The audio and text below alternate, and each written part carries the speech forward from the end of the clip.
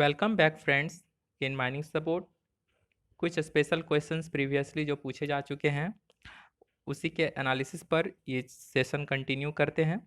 और इससे पहले हम लोग एक वीडियो पार्ट 1 जो है अपलोड कर चुके हैं गैस टेस्टिंग एग्जाम में पूछे गए क्वेश्चंस का। जो भी सेट इसमें आपको सामने रखा गया है काफ़ी इंपॉर्टेंट है और एग्ज़ाम से पहले तो इसको एक बार ज़रूर मतलब पढ़ना है या तो इसी वीडियो को एक बार ज़रूर देखना है, ठीक है। तो क्वेश्चन हमारा क्या, percentage of gases by volume and by weight क्या होता है, माइंस में कितना अवेलेबल होता है।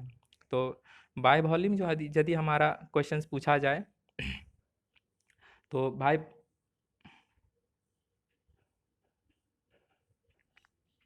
बाय वॉल्यूम के केस में हमारा ऑक्सीजन जो होता है, बाय वॉल्यूम ऑक्सीजन जो होता है हमारा 20.93% होता है, लेकिन बाय वेट हमारा ऑक्सीजन होता है 23.15%, ठीक है। तो यही चीज़ें हमारा जो है कि क्लियर हो तो फिर हम बाकी सब कैलकुलेशन हम कर लेंगे खुद से। इसके बाद नाइट्रोजन का यदि बात किया जाए तो नाइट्रोजन होता है बाय वॉल्यूम हमारा 79.04%। वही यदि हमारा नाइट्रोजन बाय वेट किया जाए तो 76.81%। अब इतना यदि हमारा वैल्यू सामने है तो फिर हम इसको हम होल डाटा को 100 से घटाएंगे तो हमारा कार्बन डाइऑक्साइड 0.03% आएगा बाय वॉल्यूम और इसमें हमारा 0.04%। तो इस तरह से सारा कैलकुलेशन है। काफ़ी इजी क्वेश्चन है, लेकिन ये क्वेश्चंस मतलब एग्जामिनेशन में पूछने पर मतलब ऑरल इंटरव्यू में थोड़ा सा हेजिटेट होता है, ठीक है, तो उसको क्लियर करना बहुत ज़रूरी है। What is the calibration time. यहाँ पे क्वेश्चंस कैलिब्रेशन टाइम से लेकर के है, तो कैलिब्रेशन करना क्यों ज़रूरी है। इसका मतलब कि कभी भी हमारा गैस डिटेक्टर जो मेज़रमेंट लेते लेते उसमें किसी भी प्रकार का एरर यदि सामने आता है, मतलब वो गलत हमारा मेज़रमेंट देता है, तो उस केस में उसको कैलिब्रेट करना ज़रूरी होता है। तो कैलिब्रेशन का एक टाइम फिक्स किया गया है और वो टाइम हमारा प्रत्येक 3 माह में, मतलब प्रत्येक 3 माह में हमारा उसको गैस डिटेक्टर को कैलिब्रेट करना बहुत ही ज़रूरी होता है, ठीक है। एक क्वेश्चन पूछा गया था और पूछने का काफ़ी उम्मीद भी है नेक्स्ट, ठीक है। देखते हैं, why the part of safety lamp made by brass not by some other metals like copper and iron, ठीक है। तो ये क्वेश्चन चूँकि काफ़ी जनरल नॉलेज वाला क्वेश्चन है और पूछने पर ये थोड़ा सा इसका फैक्चुअल रीज़न देना पड़ता है, ठीक है। तो इसका आंसर क्या होगा कि ब्रास जो हमारा एलॉय होता है, और एलॉय किस चीज़ का है, तो ब्रास जो होता है जिंक और कॉपर का एलॉय होता है, ठीक है। इसमें क्या होता है, काफ़ी हार्ड होता है। अब हार्ड मेटल यहाँ पे क्यों यूज़ किया जा रहा है, हार्ड जो है कि मेटल, चूँकि ये एलॉय है तो हार्ड एलॉय को क्यों यूज़ किया जाता है ब्रास को, क्योंकि ब्रास इसलिए यूज़ किया जाता है क्योंकि वहाँ पे हमारा मैग्नेटिक लॉक में रैचेट बनाना पड़ता है। रैचेट में यदि हम कोई अदर मेटल को ये करेंगे तो उसका हमारा जो मतलब कि घाट है, तो वो घाट हमारा ख़राब हो जाने का चांसेस होता है और वो जल्दी से सेफ वर्क नहीं करेगा। इसलिए हमारा ब्रास को यहाँ पे यूज़ करना काफ़ी ईजी है और कन्वीनियंट है। फिर क्या होता है कि ये स्पार्क क्रिएट नहीं करता है, हमारा ब्रास जो है स्पार्क क्रिएट नहीं करता है और लार्ज एरिया में हीट को डेसिपेट करता है। मतलब हीट जो भी हमारा जैसे बॉनेट गर्म होता है या तो तेल का जो कंटेनर है वो गर्म होता है तो ऑटोमेटिक वो धीरे धीरे कंडक्शन कन्वेक्शन और रेडिएशन के प्रोसेस से हमारा ये ठंडा होता है। मतलब कि बॉनेट यदि बात किया जाए तो कंडक्शन प्रोसेस से ये और रेडिएशन से तीनों प्रोसेस से ये ठंडा होता है, ठीक है। नेक्स्ट यदि हमारा बात किया जाए कि कॉपर और आयरन का यूज़ क्यों नहीं करते हैं, तो कॉपर में भी रस्ट लगता है और आयरन में भी रस्ट लगता है, ठीक है। कॉरोड होता है कॉपर भी और आयरन भी, तो इस तरह से इसलिए हम कॉपर और आयरन का यूज़ नहीं करते हैं, ठीक है। तो मतलब कि कॉपर कॉपर का इस्तेमाल इसलिए नहीं करते हैं कि कॉपर में हमारा कॉपर कॉरोड हो जाता है, साथ ही साथ आयरन में हमारा जो है कि रस्ट बनता है, ठीक है। और आयरन क्या करता है, आयरन स्पार्क भी जनरेट करता है, ये बात ध्यान रखना है। तो इसलिए हम लोग आयरन और कॉपर का यूज़ नहीं करते हैं, जबकि हम लोग 50% से अधिक जो है पार्ट हमारा इसका ब्रास का यूज़ करते हैं, ठीक है, सेफ्टी लैंप में। चलिए फिर नेक्स्ट क्वेश्चन पे हम लोग देखते हैं, why what is black damp, how does it form in the mine environment. तो ब्लैक डैम्प क्या है और माइन इन्वायरमेंट में ये बनता कैसे है। तो ये काफ़ी कन्वीनियंट क्वेश्चन है और पूछने का ज़्यादा चांसेस है। तो ब्लैक डैम्प हम लोग जानते हैं जनरली कि ब्लैक डैम्प जो होता है आग बुझाऊ गैस है और कार्बन डाइऑक्साइड के इतना ही मतलब 1.5 इसका स्पेसिफिक ग्रेविटी है। और इसका जो है कि कंपोजिशन क्या है कि CO2 carbon dioxide plus excess of N2। ठीक है। अब यहाँ पे बातें हैं कि carbon dioxide plus excess of N2 है क्या। तो जो भी हमारा माइंस में हम हवा पहुँचता है, ठीक है, तो माइंस में हवा का एक फिक्स्ड रेशियो होता है। ठीक है। तो वो रेशियो जैसे जैसे वो हमारा माइंस में पहुँचते जाता है तो स्पॉन्टेनियस हीटिंग या अदर कोई प्रोसेस के साथ साथ मैंने हमारा क्या होता है कंबशन या कहीं और जैसे कि माइंस में वो कंज्यूम हो जाता है एयर। ठीक है। और एयर का क्या कौन सा पार्ट कंज्यूम होता है, तो ऑक्सीजन कंज्यूम होता है। ठीक है। और ऑक्सीजन कंज्यूम होने के साथ साथ हमारा कार्बन डाइऑक्साइड मतलब ये जो है कार्बन डाइऑक्साइड का पार्ट जो है कि बनना शुरू होता है। अब जो रेस्ट ऑक्सीजन है उसके रेस्पेक्ट में हमारा नाइट्रोजन अवेलेबल होता है।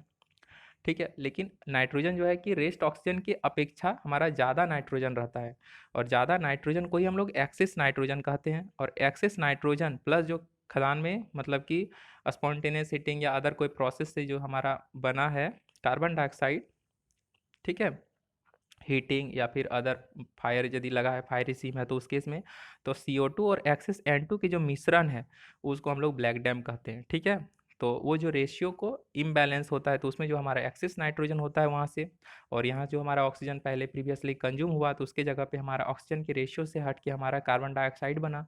तो उस कार्बन डाइऑक्साइड और एक्सेस नाइट्रोजन के मिश्रण को हम लोग ब्लैक डैम कहते हैं। ये टर्म काफ़ी इंपॉर्टेंट है और समझने वाला है। ठीक है। नेक्स्ट क्वेश्चन पे हम लोग चर्चा करते हैं। How carbon monoxide is considered as much more poisonous than other gases found in the mine as H2S is more poisonous। ठीक है। तो जो कि हम लोग जानते हैं कि 1% ही H2S में हमारा मतलब कि तुरंत मतलब संकेत मिल जाता है और माइंड ज़्यादा हमारा उसके लिए सेंसिटिव होता है। और H2S का पता चलते ही हम लोग क्या करते हैं उस जगह को हम लोग छोड़ के सेफ जगह पे पहुंचते हैं। ठीक है। तो H2S का, ठीक है, 1 ppm सॉरी। लेकिन अदर कोई जैसे कार्बन मोनोऑक्साइड का यदि बात किया जाए तो कार्बन मोनोऑक्साइड के केस में CO के केस में हमारा जो है सेफ लिमिट 50 ppm है। ठीक है। और H2S के केस में हमारा 10 ppm है इसका सेफ लिमिट। ठीक है।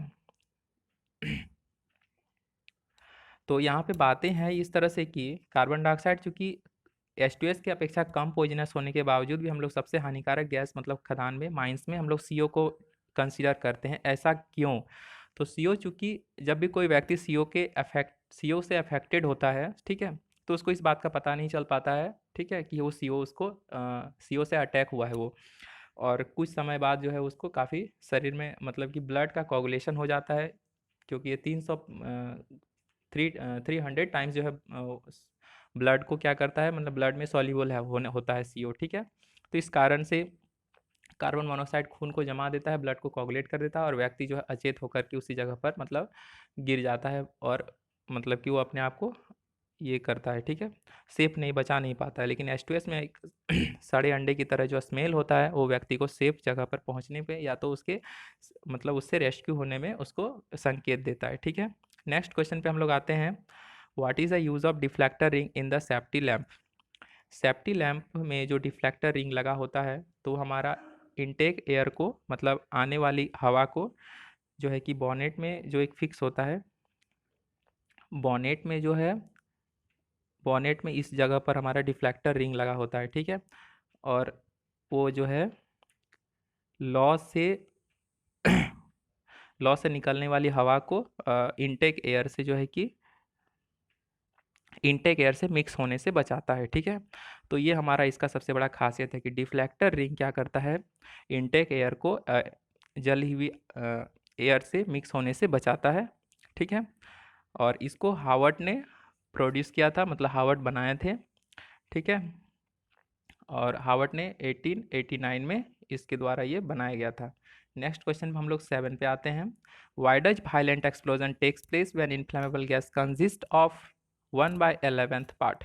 तो हम लोग जब खदान में इनफ्लेमेबल गैस का बातें चर्चा करते हैं तो इनफ्लेमेबल गैस यदि हमारा 11th पार्ट यदि अवेलेबल होता है, मतलब कि इसमें हमारा गर्म गैस का ही बात करता है, ठीक है, फायर डैम का, तो उस केस में वायलेंट एक्सप्लोजन क्यों होता है, ठीक है।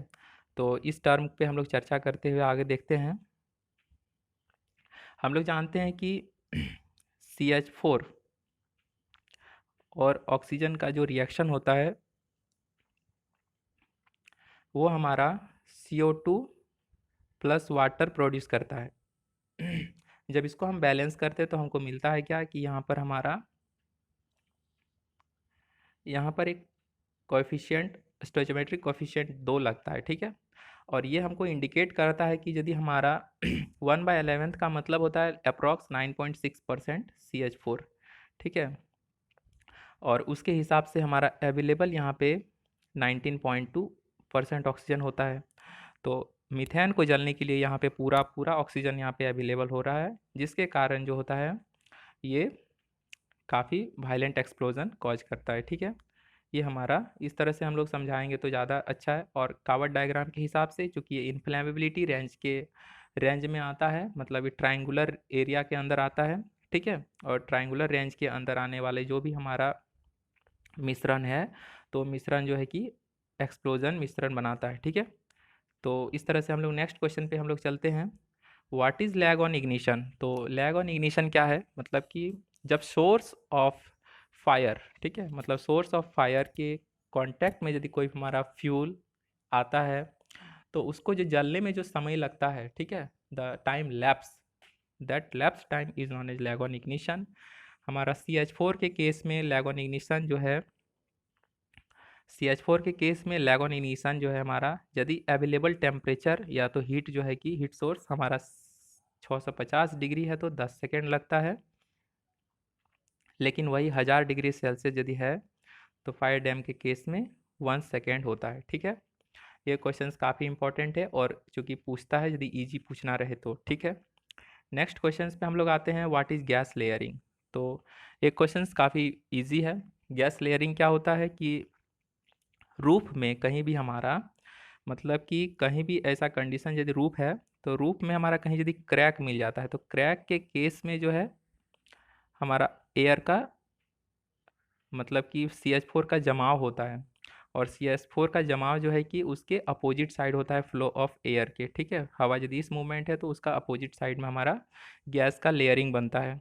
तो गैस लेयरिंग मतलब कि यदि कहीं हमारा रूफ में क्रैक मिलता है तो क्रैक से हमारा CH4 निकलता है, फायर डैम निकलता है, और ये फायर डैम्स ही हमारा गैस का एक लेयर बनाता है। इसी लेयर को हम लोग हटाने के लिए अलग अलग खूंटा रखते हैं, 30-30 सेंटीमीटर के 2-3 खूंटा रखते हैं। एक खूंटा जो है 30 सेंटीमीटर के दायरे में रखते हैं और हवा का वॉल्यूम को, मतलब कि पर्दा रखते हैं, सॉरी खूंटा नहीं, पर्दा को इस तरह से अरेंज करते हैं कि 3 पर्दा मतलब कि साइमल्टेनियसली लगाया जाता है। और हवा का वेलोसिटी को यहाँ पे रूफ में तो 3 पर्दा लगाते हैं और यहाँ पे एक 30 सेंटीमीटर का गैप होता है। तो इससे क्या होता है, हवा का जो वेलोसिटी होता है यहाँ पर आके बढ़ जाता है और ये गैस लेयरिंग फट जाता है, ठीक है। तो गैस लेयरिंग के बारे में इस दुर्घटनाएं बहुत सारी हो चुकी है। और गैस लेयरिंग जो है क्या करता है ना, एक फ्यूज़ का तरह वर्क करता है, मतलब एक फ्यूज़ की तरह वर्क करता है गैस लेयरिंग, ठीक है। गैस लेयरिंग जो है हमारा फ्यूज़ की तरह, मतलब पलिता की तरह वर्क करता है। यदि सोर्स ऑफ इग्निशन है और हमारा गैस अवेलेबल है माइंस में, तो ये क्या करता है कि एक्सप्लोजन कॉज करता है, ठीक है। इसके बाद क्वेश्चन नंबर 10 है, वाई इज इट साइनोनिमस टू से फायर डैम्प एज मीथेन? एक क्वेश्चन काफ़ी सेलेक्टिव है और ये क्या कहता है कि फायर डैम को हम लोग मीथेन कहना कहाँ तक उपयुक्त समझते हैं, ठीक है। तो चूंकि हम लोग जानते हैं कि फायर डैम में हमारा मैक्सिमम पार्ट जो होता है वो CO2, इथेन और इथिलीन,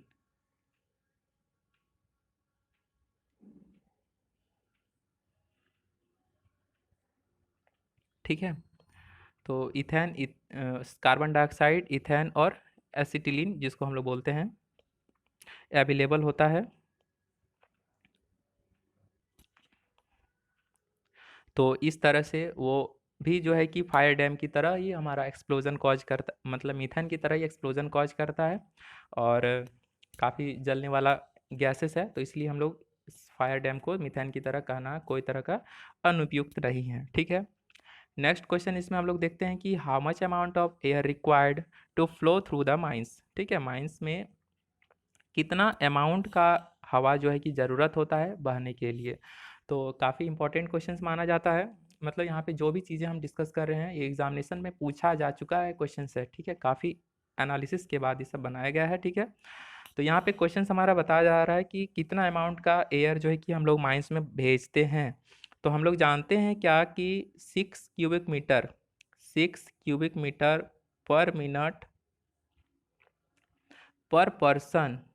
ठीक है, 6 क्यूबिक मीटर पर मिनट पर पर्सन, या तो 2.5 cubic metre per minute per ton.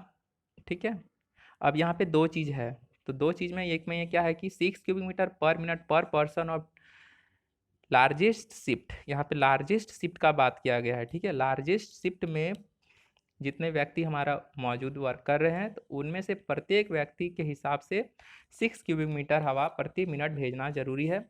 या तो दूसरा calculation 2.5 cubic metre per minute per ton of daily coal produce के हिसाब से जो भी हमारा ज़्यादा क्वांटिटी होगा उतने क्वांटिटी हवा हम लोग भेजेंगे माइंस के लास्ट वेंटिलेशन कनेक्शन में। ठीक है, ये काफ़ी इंपॉर्टेंट है और इससे रिलेटेड एक सवाल आगे बताया गया है। तो इसमें हम लोग बोले हैं कि in a below ground mines the daily coal production at the rate of 500 ton. Daily coal production हमारा 500 टन है। या और दूसरा केस बताया जा रहा है कि पर्सन्स वर्क कर रहा है तो उसमें हमारा उसका 3 शिफ्ट में वर्क है, तीनों शिफ्ट में अलग अलग नंबर ऑफ मेंबर्स मतलब वर्क करते हैं वर्कर। ठीक है, तो वो हमारा 3 डाटा दिया गया है, तो उसमें हमारा कितना अमाउंट का एयर जो है कि भेजा जाएगा लास्ट वेंटिलेशन कनेक्शन में, तो वो हम लोग देखेंगे कैलकुलेशन में नेक्स्ट पेज में। देखिए इसको आगे, इससे बताया गया है कि फर्स्ट कैलकुलेशन है कि हमारा 500 पर डे है ना, तो एक भेजा जा रहा है हवा। तो उस केस में हम लोग जानते हैं कि 500 के केस में 2.5 per day daily coal production के हिसाब से 2.5 से इंटू करेंगे तो हमारा आ रहा है वैल्यू कितना 1250.0 क्यूबिक मीटर पर मिनट। ठीक है, एक कैलकुलेशन हमारा ये हुआ और हमको देखना है कि लार्जेस्ट मतलब कि मैन पावर के हिसाब से, तो वहाँ पे तीनों में से सबसे ज़्यादा हमारा मैन पावर था 230 का, और उसके हिसाब से हमारा 6 क्यूबिक मीटर पर मिनट हवा भेजी जानी चाहिए। तो इसका जब कैलकुलेशन करेंगे तो हमको मिलेगा कितना 1380 क्यूबिक मीटर पर मिनट। तो इस दोनों कैलकुलेशन में हमारा वैल्यू जो है कैलकुलेट होके आ रहा है ज़्यादा दोनों में से जो सबसे ज़्यादा हो, तो दोनों में से हमारा ज़्यादा कितना है 1380 cubic metre 1380 cubic metre per minute हवा हमारा जो है लास्ट वेंटिलेशन कनेक्शन में भेजी जानी चाहिए। ठीक है, तो इस तरह से ये पूरा कैलकुलेशन और वीडियो लेक्चर कंप्लीट हुआ। इसके साइमल्टेनियसली कुछ वीडियोस आएंगे और इस चैनल को आप सपोर्ट करें, लाइक करें। इसके साथ ही हम इसमें जो है कि कावड़ डायग्राम बता चुके हैं, तो कावड़ डायग्राम जो है लिंक में मिल जाएगा, या तो आप प्लेलिस्ट पे जाकर के कावड़ डायग्राम खोज के उसको वॉच करेंगे क्योंकि ये काफ़ी इंपॉर्टेंट है। ठीक है, इससे भी सवाल रहता है। ठीक है, thanks for watching this video, keep continue for further more updates.